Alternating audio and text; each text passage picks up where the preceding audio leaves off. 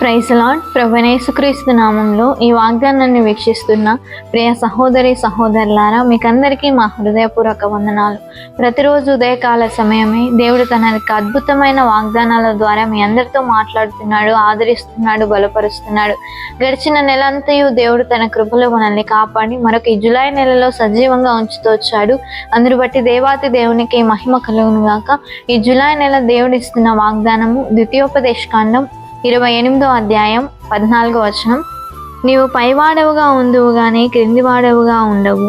ప్రియ దేవుని బిడ్డలారా, దేవుడు నీతో మాట్లాడుతున్న వాగ్దానము నీవు పైవాడవుగా ఉండువు కానీ క్రిందివాడవుగా ఉండవు అని.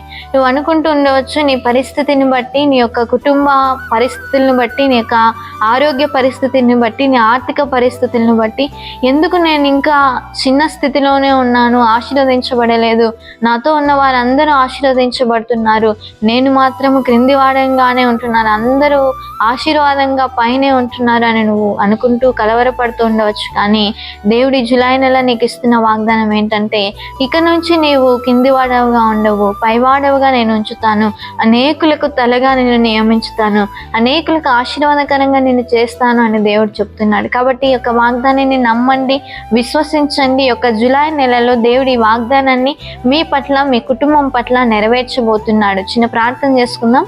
మహాప్రేమ గల తండ్రి, పరిశుద్ధులైన దేవ, ఎంతమంది ఈ వాగ్దానాన్ని వీక్షించారో ప్రతి ఒక్కరిని దీవించండి.